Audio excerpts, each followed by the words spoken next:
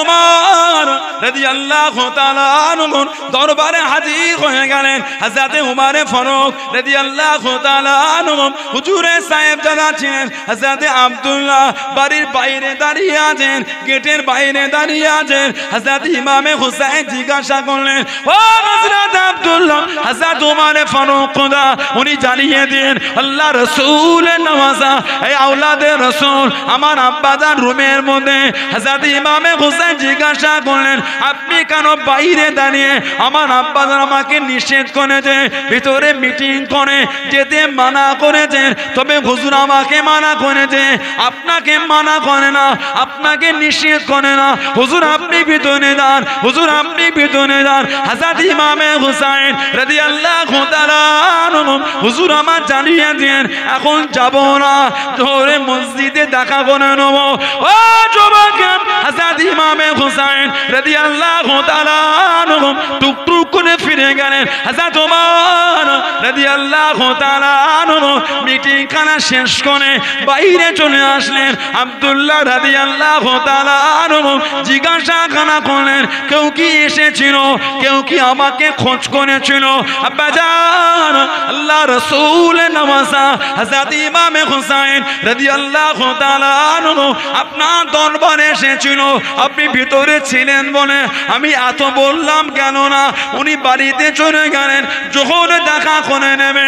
ও যুবক, এত সম্মান করেছিলেন, এত ভালোবেসেছিলেন হযরত ওমর রাদিয়াল্লাহু তাআলা আনহু চোখ ভরা পানিতে কাঁদতে কাঁদতে ছোটে, কাঁদতে কাঁদতে ছুটে ছুটে হযরত ইমামে হুসাইন রাদিয়াল্লাহু তাআলা আনহুর বাড়ির কাছে গিয়ে দাঁড়িয়ে গেলেন। ও রাসূলুল্লাহ নওয়াজা, ও হযরত ইমামে হুসাইন একবার বাইরে বার হয়ে আসেন, একবার এদিকে আসেন। হযরত ইমামে হুসাইন রাদিয়াল্লাহু তাআলা আনহু বাইরে চলে আসলেন। হুজুর বেয়াদবি মাফ করুন, আপনি কেন ভিতরে গেলেন না? আপনি কেন ভিতরে গেলেন না? হযরত হুসাইন জানিয়ে দিলেন আপনি মিটিং করছিলেন বলে ভিতরে গেলাম না। ও যুবক, হযরত ওমর রাদিয়াল্লাহু তাআলা আনহু চোখ ভরা পানিতে কেঁদে কেঁদে জানিয়ে দিলেন, ও রাসূলুল্লাহ নওয়াজা, ও হযরত ইমামে হুসাইন রাদিয়াল্লাহু তাআলা আনহু, আমি ওমর রাদিয়াল্লাহু তাআলা আনহু আমাকে যা দেখতে পান এ তো আমার কিছু না, এ তো আমার কিছু না। আমি ওমর তো রাখাল ছিলাম, আমি ওমর মক্কা শরীফে মেষ চড়াতাম। আল্লাহ রাব্বুল আলামিন যা আমাকে মিলিয়েছেন সবই আপনার নানার ওসিলা। জোরে বলুন সুবহান, আর একটু জোরে বলুন সুবহান। হুজুর আমি ওমর খলিফা, এ তো আমার বাপদাদার দেওয়া না, এটা আপনার নানার দেওয়া। আপনার নানার জন্যই তো আমি খলিফা হয়েছি।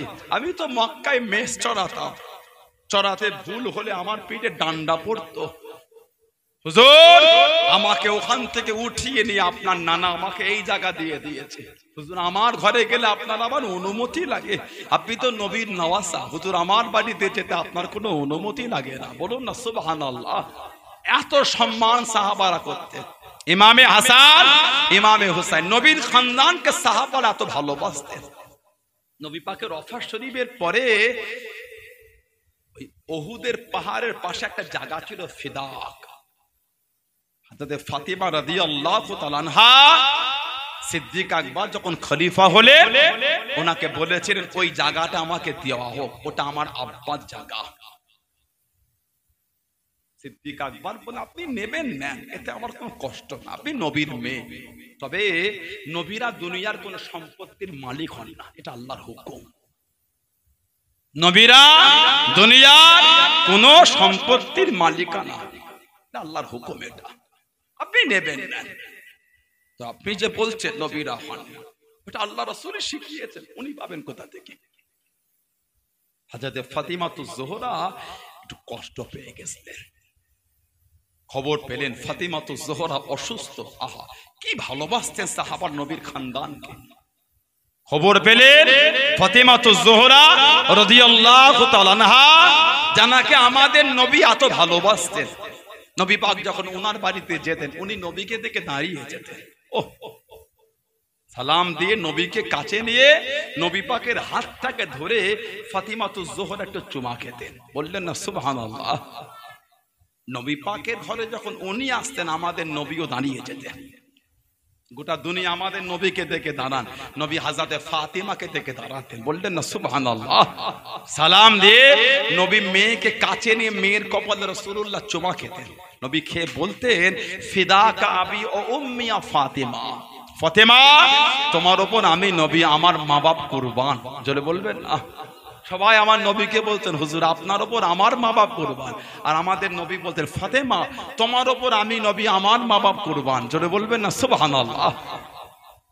ইদানিং আমাদের সমাজে কিছু কিছু শুরু হয়েছে, কদমবুসি করা হচ্ছে শিরক। আস্তাগফিরুল্লাহ বলে। ওই ছোট কাগজি কদিন আগে এসেছিলাম, ছেলেগুলো সব একটা ভিডিও করে ছেড়েছে, হুজুর কেলা ছবি ছাড়বে পছন্দ করে, যে যেটা পছন্দ করে তার সেটা ছাড়া ঠিক না, কথা ঠিক না। তাও ছেড়েছে একটা ভিডিও দেখলাম, আমি হুজুর কেলা পায়ে কদমবুসি করছি, একটা ছেলে আমাকে আমার হোয়াটসঅ্যাপে পাঠিয়েছে, দেখলাম কিছু কিছু কমেন্ট, ওহ বেঈমান হয়ে গেছে, কাফের হয়ে গেছে, জাহান্নামী, কদমবুসি করা হারাম। কদমবুসিটা হলো রাসূলুল্লাহ কে সাহাবাদের সুন্নাত, ওটা সুবহানাল্লাহ বলেন, সাহাবাদের সুন্নাত। সাহাবারা নবী পাকের হাতে মুসাফা করে হাতে চুমা খেয়েছেন, কদমবুসিও করেছেন। তবে কদমবুসির একটা নিয়ম আছে, অনেকে আছে দিকে পায়ে সালাম করে, ঠিক না। বাপের পা হোক, মায়ের পা হোক, পীরের পা, দাদুর পা, দাদির পায়ে সালাম করছেন। হুকুম হলো কাছে গিয়ে ভালো করে বসে, উপ হয়ে বসে, চোখে চোখ রেখে হাত দুটো কদমে দিয়ে হাতে চুমা খান, অসুবিধে নাই। ওই এটা কিন্তু ঠিক না, হুকুম চোখে চোখ রাখতে হয়। আর একটা আল্লাহ নবী উঁচুতে ছিলেন, উঁচু জায়গায়, সাহাবারা নিচু জায়গায় এসে এইভাবে মুখটাকে করে নবী পাকের নূরের কদম শরীফে ঠোঁট দিয়ে চুমা খেয়েছে। জোরে বলবেন না, জোরে বলা গেল না। বিভিন্ন রিওয়ায়াতে ইমাম বুখারী হুজুর একটা কিতাব লিখেছেন আল আদাবুল মুফরাদ, আল আদাবুল মুফরাদ, ইমাম বুখারী হুজুর হাদিস এনেছেন। ইমাম বুখারী হুজুর আখাযা বিয়াদাইহি ওয়া রিজলাইহি নুকাব্বিলুহুমা, নবী পাকের হাত বসি এবং কদম বসি সাহাবা হুজুররা করেছেন। বললেন না সুবহানাল্লাহ। খবরদার যাত্রার কথায় কান দেবেন না। আমাদের সমাজে কদম বসি উঠেই গেল। ঈদের দিন বাপ মার পায়ে সালাম করেন না, কেন করেন না? বাপ মার পায়ে ছেলে মেয়ে সালাম করতে কিসের লজ্জা? ওটা আমার বাপ, ওটা আমার মা। শরীরের কোথায় যে কি আছে আমাদের বাপ মার থেকে বেশি কেউ জানে না। আমাদের পরে আমাদের মা বাপ উলঙ্গ অবস্থায় দেখেছে, কথা ঠিক না ভুল বলছি? সেই বাপ মার কাছে ছেলের কিসের লজ্জা? আমাদের পিচ্ছাপ পায়খানা মা বাপ নিজে হাতে সাফ করে দিয়েছে, সেই বাপ মার পায়ে হাত দিতে কিসের লজ্জা? থাকুক যতই লোক, আমি আমার বাপ মার পায়ে চুমু খাচ্ছি, তোমার কি হয়েছে? ঠিক না ভুল বলছি? পাঁচটা লোক দেখছে, লজ্জা লজ্জা লাগে না তোমার? তুমিও তো নোংরা, লোকের দিকে লক্ষ্য করে বাপ মার সম্মান কমিয়ে দিলে। আমি আমার মায়ের পায়ে কদম বসে, আমি আমার বাপের পায়ে করব, তোমার চলন হচ্ছে কেন? শরীয়তের বিধান লঙ্ঘন না হয়ে যায়, শরীয়তের বিধান লঙ্ঘন না হয়ে যায়। অনেকে বলে কবরে চুমু খায়, তা কবরে চুমু খাচ্ছি তো না ঠেকে কোনো কি হচ্ছে ওগুলো? নাউজুবিল্লাহ বলে। আল্লাহ শরীয়তে ওটা হারাম। শরীয়তে এমনি সেজদা হলো হারাম, আর ইবাদতের উদ্দেশ্যে আল্লাহ পাক ছাড়া দ্বিতীয় কাউকে সেজদা করলে সে হবে কাফের, মুশরিক। বলুন নাউজুবিল্লাহ। আল্লাহ এগুলো থেকে আমাদের করে দূরে রাখেন, আমাদের ভাইগুলোকে আল্লাহ দূরে রাখেন। বলুন আমিন, বলুন আল্লাহুম্মা আমিন। সব ছেলে যারা যুবক ছেলে মোহে পড়ে সব দিকে কবরে গিয়ে সেজদা করছে। এই কি রে বাবা? কদিন আগে আমি আজমির শরীফে গেলাম, জানা ছেলে সব ভেতরে ঢুকে মাথায় দিকে সব কি সব বেঁধে করছে। কি গো বল বেঁধে দেও, তুমি ভেতরে গেলে কেন? খাজা হুজুরের মাজারের কাছে গেলে দোয়াটা বেশি হবে, কবুল হবে। দূর থেকে করো, যেখানে আমার যাওয়া ঠিক না, যেখানে শরীয়তের বেখেলাফ চলছে, আমি কাছে যাবো না, দূর থেকে করবো। ওটা ঠিক না ভুল বলছি? দূরে থাকবো, আমার আদবও ঠিক থাকবে, নোংরা থেকে দূরে থাকবে। আমি কেন ভেতরটায় যাবো? যেখানে নোংরামি হচ্ছে যাবো না। আল্লাহ আমাদের এগুলো বোঝার তৌফিক দান করে। বলুন আমিন, বলেন আল্লাহুম্মা। আল্লাহ আমাদের সকলকে আহলে সুন্নাত ওয়াল জামাতের আকীদা চলো তৌফিক দান করে। বলুন আল্লাহুম্মা আমিন, জোরে বলেন আল্লাহুম্মা আমিন। আমার ভাইয়েরা, বাপজানেরা, ছেলেরা, যুবকেরা, মুরব্বীরা, হযরতে ফাতেমা রাদিয়াল্লাহু তাআলা আনহা একটু অসুস্থ হয়ে গেলেন। সিদ্দিক আকবর খবর পেয়ে গেলেন। উনি টুক টুক টুক টুক করে গরম রোদ উত্তপ্ত দুপুরের দিকে, ঠিক বেলা 11টার দিকে কম বেশি দুপুর, গরম তাত রোদ, চলে গেছে। সালাম দিলেন, শেরে খোদা হুজুর বার এই খলিফাতুল মুসলিমিন, এই গরম অবস্থায় আপনি এই রোদে? সালাম আদান প্রদান হয়ে উনি বললেন, শুনলাম নবী পাকের মেয়ে নাকি একটু অসুস্থ, আহা একটু দেখা খবর নিতে এসেছি, উনাকে গিয়ে আমার সালাম দেবেন, ফাতেমাতু জোহরাকে গিয়ে আমার সালাম দেবেন, আর বলবেন উনি কেমন আছেন এটা আমি জিজ্ঞাসা করেছি, আর ওনাকে বলবেন হয়তো উনি আমার উপর একটু কষ্ট পেয়েছেন সেই সিদ্দাকের ওই জায়গাটা নিয়ে, উনি যেন আমাকে মাফ করে দেয়। বললেন না, কি ভালোবাসা! সালাম দেবেন, কেমন আছে জিজ্ঞাসা করবেন, আর ওনাকে বলবেন যদি উনি কষ্ট পেয়ে থাকে ওই জায়গাটা নিয়ে উনি যেন আমাকে মাফ করে দেন। হযরত শের খোদা আলী চলে গেলেন। ও যুবকেরা, হযরত ফাতেমা রাদিয়াল্লাহু তাআলা আনহা ওনাকে গিয়ে জানিয়ে দিলেন, ও রাসূলুল্লাহ কলিজা টুকি, ও হযরত ফাতেমা রাদিয়াল্লাহু তাআলা আনহা, হযরত খলিফাতুল মুসলিমিন আবু বকর সিদ্দিক রাদিয়াল্লাহু তাআলা আনহু আপনাকে সালাম খানা দিয়েছেন, উনি জিজ্ঞাসা খানা করেছেন, উনি খবর পেয়েছেন আপনি বড্ড অসুস্থ, জিজ্ঞাসা করতে গেলেন আপনি কেমন আছেন, উনি জিজ্ঞাসা খানা করেছেন।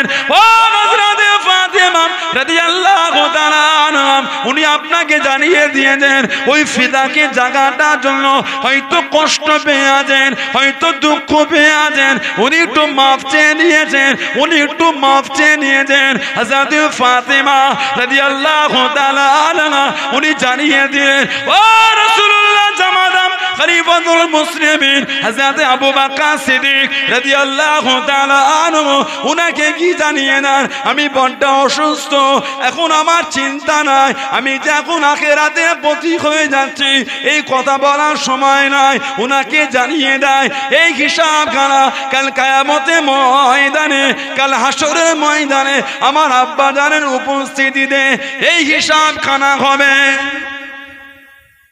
কথাটা বলার জন্য আমি এখন প্রস্তুত না, ওনাকে বলে দেন আমি এই কথা এখন বলতে পারবো না, কিয়ামতে যা হয়েছে হয়েছে থাক, ওটা আব্বাজান থাকা অবস্থায় কিয়ামতে ওটা আলোচনা হবে, এখন না। যেই সিদ্দিক আকবর শুনেছেন, আহা ওই গরম রোদে মরুভূমি উত্তপ্ত গরম বালুর উপরে চোখ ভরা পানিলে উনি বাড়ির গেটের কাছে বসে গেলেন। এই নবী পাকের জামাই, নবী পাকের মেয়েকে বলে দেন উনি যতক্ষণ পর্যন্ত আমাকে খুশি মনে বিদায় না জানাচ্ছে আমি ওনার দরবার থেকে উঠছি না, বলুন না সুবহানাল্লাহ, যতক্ষণ উনি আমাকে খুশি মনে বিদায় না দেবেন। খলিফাতুল মুসলিমিন চলে গেলেন, বাড়ির কাছে বসে গেলেন। শেরে খোদা হুজুর নবী পাকের মেয়েকে গিয়ে বলেন, উনি বলেছেন উনাকে যতক্ষণ খুশি মনে আপনি বিদায় না দিচ্ছেন উনি আপনার বাড়ির এই দরওয়াজার কাছ থেকে যাবেন না। ফাতিমাতু জোহরা অনেকক্ষণ পরে বললেন, যান ওনাকে গিয়ে বলে দেন আমি ওনাকে খুশি মনেই বিদায় জানাচ্ছি। জোরে বলুন, জোরে বলা গেল না সুবহানাল্লাহ।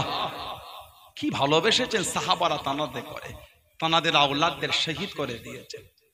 40 হিজরি শেরে খোদা হুজুর কম বেশি শহীদ হয়ে গেলেন। ইন্না লিল্লাহি ওয়া ইন্না ইলাইহি রয়ে গেলেন ইমামে হাসান, কুল নবীর খানদান শহীদ হয়ে গেছেন। একটা আওলাদ খালি নবীর ছিল, ওনার নাম হযরতে ইমাম আলী আওসাদ যাইনুল আবেদিন রাদিয়াল্লাহু তাআলা। নবীর খানদানের ছেলে আর কেউ ছিল না, সব কারবালায় শহীদ হয়ে গেছিলেন। ইমামে হুসাইনকে আল্লাহ 3টে ছেলে দিয়েছিলেন, আল্লাহ আওলাদ দিলেন ছেলে, বাপ হলেন হযরতে আলী রাদিয়াল্লাহু তাআলা। এই আলী নামটা তো ভালোবেসে ফেলতেন, ছেলেটার নাম রেখে দিলেন আলী। আবার আল্লাহ একটা আওলাদ দিলেন, আবার নাম করে দিলেন আলী। আবার আল্লাহ আওলাদ দিলেন, আবার ওই একই নাম রেখে দিলেন আলী। 3টে ছেলে 3টে নামই রেখেছেন আলী। চিনবে কি করে কোনটা বড় কোনটা মেজো কোনটা ছোট? একই তো নাম। ওই জন্য বড়টাকে জানার জন্য ডাকার জন্য বলা হয় আলী আকবর, মেজোটাকে বলা হয় আলী আওসাত, ছোটটাকে বলা হয় আলী আসগর রাদিয়াল্লাহু তাআলা আনহুম আজমাইন।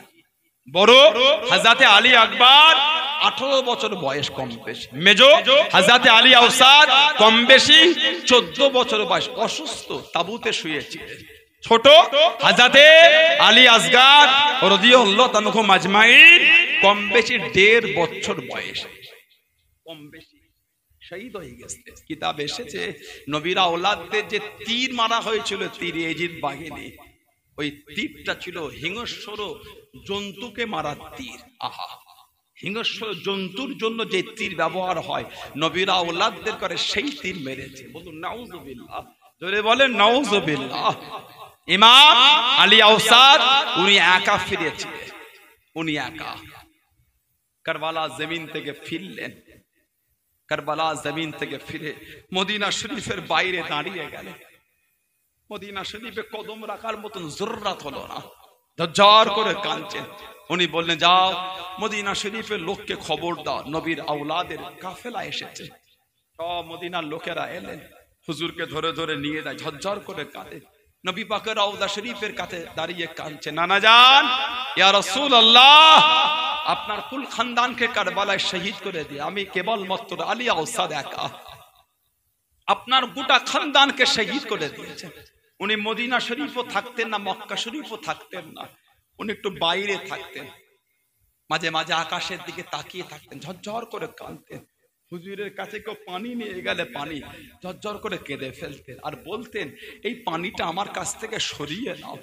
এই পানিটা যখন আমি দেখি আমার কারবালার কথা মনে পড়ে যায়, বড্ড কষ্ট হয়। এই পানি আমার কাছ থেকে সরিয়ে নাও। দ্বিতীয় মারওয়ানের জামানায় হুজুরকে রাজ দরবারে ডাকা হলো। হুজুর বললেন, আমি যাব না।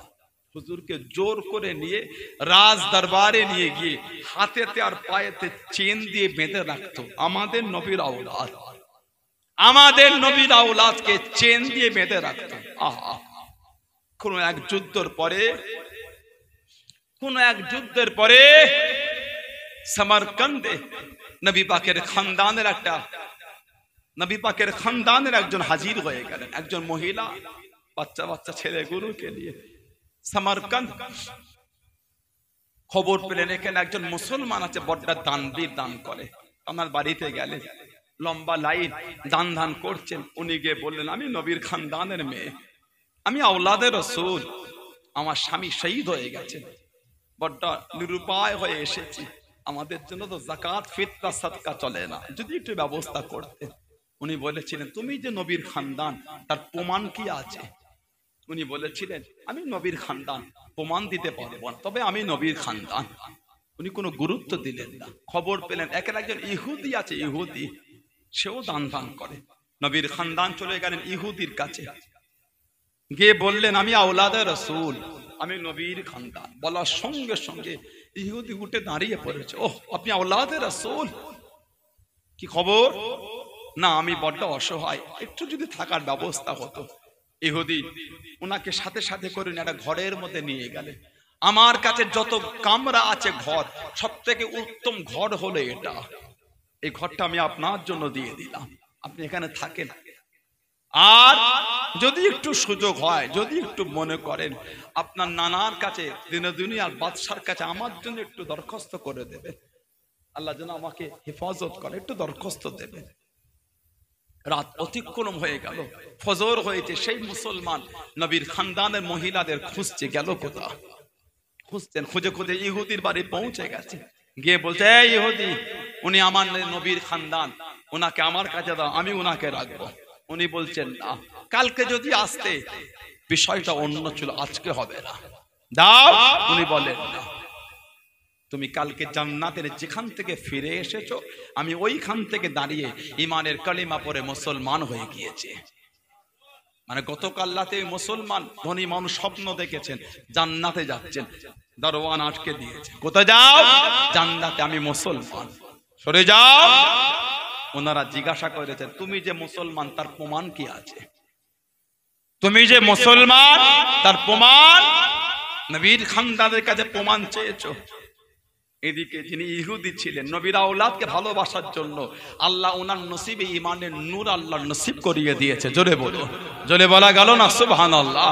সেই নবীর আওলাদ ইমাম আলী আওসাদ যায়েদুল আবেদিন দ্বিতীয় মারওয়ান, ওনাকে নিয়ে গিয়ে হাতেতে শিকল দিয়ে বেঁধে রাখতো। আহা, শিকল দিয়ে, চেন দিয়ে।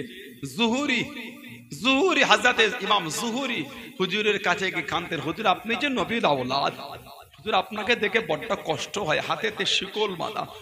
উনি বলেছিলেন, জুহুরি কেন কষ্ট পাও? জানো না আমি নবীর আওলাদ, এই দুনিয়ার শিকলকে ভয় করি না, আমি যে আল্লাহর হুকুমের দিকে তাকিয়ে আছি। তা না হলে শিকল আল্লাহু আকবার বলে টান দিয়েছে, শিকল খুলে চলে গিয়েছে। জোরে বলুন সুবহানাল্লাহ।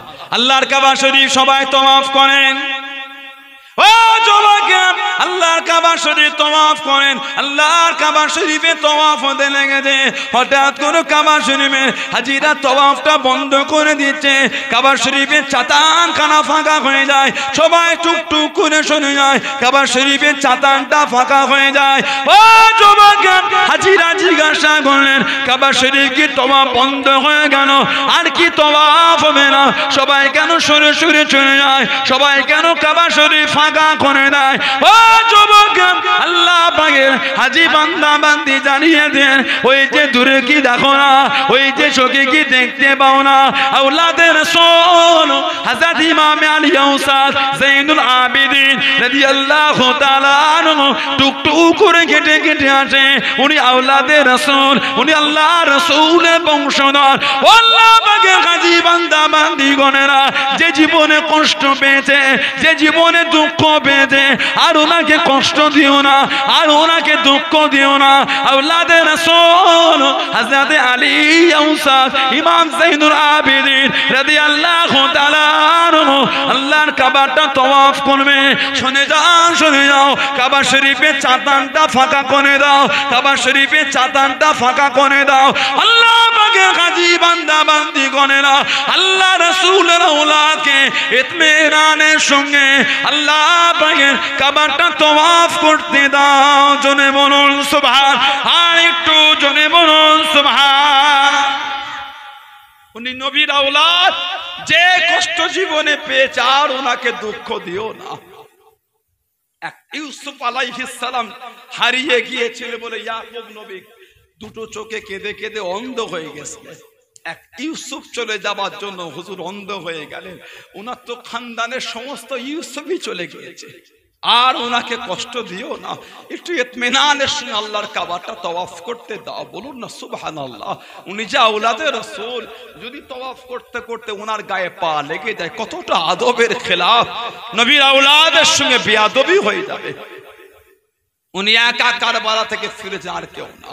হযরতে ইমাম হাসান রাদিয়াল্লাহু তাআলা জানাকে পুরো আমার নবীর মতন দেখতে। হাদিস শরীফে এসেছে, সাল্লা আবু বকর রাদিয়াল্লাহু তাআলা আল আসর, সিদ্দিক আকবর আসরের নামাজ পড়লেন। হুম্মা খরাজা ইয়ামশি, উনি আসরের নামাজ পড়ে মসজিদ থেকে বার হয়ে একটু হাঁটছেন। ফারওয়া হাসান ইয়ালআবু মা'আস সিবিয়ান, উনি দেখছেন ইমামে হাসান রাদিয়াল্লাহু তাআলা বাচ্চাদের সাথে খেলছেন। ফাহামালাহু আলা আতিকিহি, আবু বকর সিদ্দিক ইমামে হাসানকে নিজের কাঁধেতে উঠিয়ে দিলেন। বলুন না সুবহানাল্লাহ। বিআবি উম্মি, আই হাসান, আপনার উপর আমি আবু বকরের মা বাপ কুরবান। বলুন সুবহানাল্লাহ। বলেই বলছেন শাবিহুন বিন নবী, শাবিহুন বিন নবী। আহা, আপনি যে পুরো আমার রাসূলুল্লাহর মতন দেখতে। শাবিহুন বিন নবী, আপনাকে পুরো নবীর মতন দেখতে। লা শাবিহুন আলী, আপনি হযরত আলীর মতন দেখতে না, পুরো নবীর মতন দেখতে। আপনি শেরে খোদা হুজুর দূরে ছিলেন, যেই শুনেছেন শাবিহুন বিন নবী লা শাবিহুন আলী, শেরে খোদা হুজুর ইয়াদহাকু, হুজুর এই কথাটা শুনে মুচকে মুচকে হাসছেন। বলুন না সুবহানাল্লাহ। বুখারী শরীফের রিওয়ায়াত একটা এসেছে, সেটা হাদিস শরীফ দেখছিলাম। বুখারী শরীফের এক বর্ণনা এসেছে, হযরতে ইমামে হাসান রাদিয়াল্লাহু তাআলা আনহু, হযরতে ইমামে হাসান রাদিয়াল্লাহু তাআলা আনহু কিতাব এসে বুখারী শরীফের হাদিস এসেছে, লাম ইয়াকুন আহাদু আশবা বিন নবী সাল্লাল্লাহু আলাইহি ওয়াসাল্লাম মিনাল হাসান ইবনে আলী, নবী পাকের সঙ্গে হযরতে হাসান রাদিয়াল্লাহু আনহুর সঙ্গে শরীরের গঠনের মিল সবথেকে বেশি চলে ইমামে হাসানের সাথে। জোরে বলুন না, জোরে বলুন না সুবহানাল্লাহ। এত আলা মাকাম আল্লাহ ওনাকে দিয়েছে। হুজুরকে বিষ পান করিয়ে দিল, বিষ। আহা, মধুর সাথে হুজুর মধু পান করতে ভালোবাসতেন। বিষ, এত কঠিন বিষ ছিল, হুজুর উঠে দাঁড়াতে পারলেন না, হামাগুড়ি দিয়ে ঘিসড়ে ঘিসড়ে আমাদের নবীর রওদার কাছে চলে গেলে। নানা জান, আমি আপনার হাসান, যাকে আপনি আপনার জবানটা চুষিয়েছে। আল্লাহ নবী এত ভালোবাসতেন, দুজনে শখ করেছে নানা যান একটু ঘোড়ার পিঠে চাপবো। আমাদের নবী সামনে দুটো হাতকে জমিনে রেখে দুজনকে পিঠের উপরে তুলে আমার রসুল ঘোরাচ্ছে, নানা ভাই আরো চাপবো, নানা যান আরো চাপবো, নানা ভাই আরো চাপবে, নবী আরো ঘোরাচ্ছে, নানা যান আরো চাপবো। আল্লাহ নবী নূরের পিঠে করে দুজনকে ঘোড়ার মতন করে রাসূলুল্লাহ ঘোরাতে লেগেছেন, বলুন না সুবহানাল্লাহ। সেই ইমামে হাসান নবীর রওদার কাছে দাঁড়িয়ে কাঁদছে, ঢলে গেছে, নানা যান আমি আপনার হাসান, না জানি কে কি পান করিয়েছে, গোটা শরীরটা আমার জ্বলছে, একটু আমার জন্য দোয়া চান নানা যান, একটু আমার জন্য দোয়া করে নানা যান। আল্লাহ পাকের হুকুম, নবী পাকের দোয়ার বরকতে আল্লাহ ইমামে হাসানকে সুস্থ করে দিলেন, বলুন না সুবহানাল্লাহ। মাঝে মাঝে গিয়ে নবীর রওদার কাছে দাঁড়িয়ে কাঁদতে, নানা যান এরা হয়তো আপনার হাসানকে আর মদিনায় থাকতে দেবে না, যেভাবে আপনার নওয়াসা আপনার খানদানের শত্রু তৈরি হয়ে গেছে।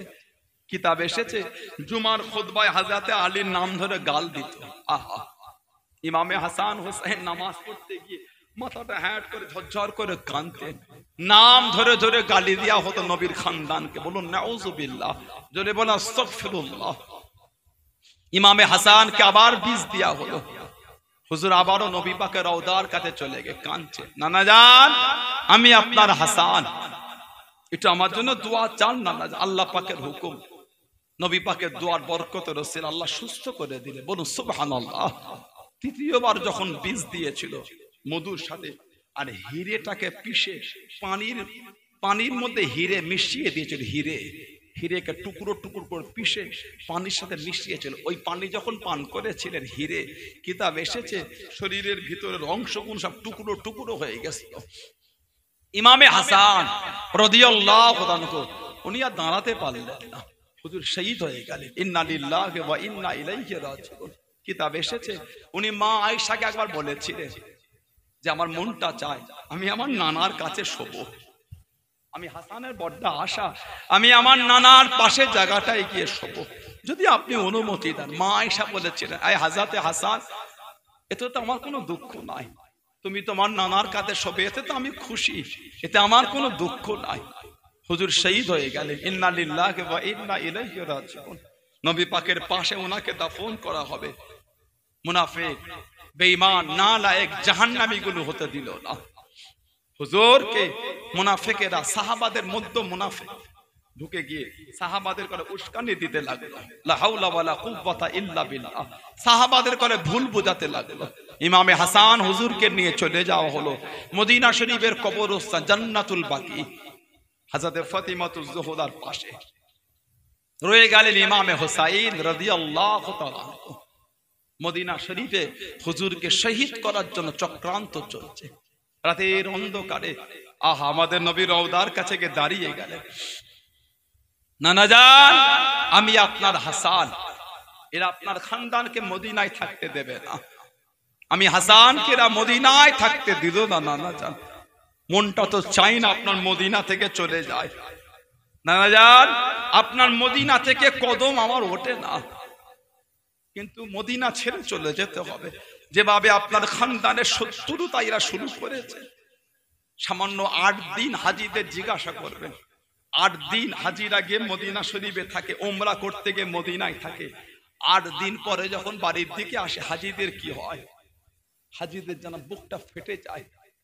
আমার রাসূলের রওজা শরীফ ছেড়ে আসতে গেলে হাজিদের বুকটা ফেটে যায়। আল্লাহ আপনার নবীর কাছ থেকে যে চলে যায়, আল্লাহ কবে যে আবার মদিনা শরীফের সুযোগ হবে? আল্লাহ ইয়া রাসূলুল্লাহ আপনার দরবার থেকে আমি গুনাহগার চলে যাই, আল্লাহ সেই ভারতবর্ষের সেই হাওড়া জেলা থেকে এসেছি, ইয়া রাসূলুল্লাহ হুজুর আবার সুযোগ হবে কি হবে না জানি না। ইয়া রাসূলুল্লাহ আপনার দরবারে 8 দিন ছিলাম, আপনার কাছে ছিলাম, বড় মনটা খুশি ছিল। ইয়া রাসূলুল্লাহ এই যে চলে যায়, আবার আশা হবে কি হবে না বলতে পারবো না। যখন রিয়াজুল জান্নাতে ঢোকার সুযোগ হয়, জান্নাতের টুকরা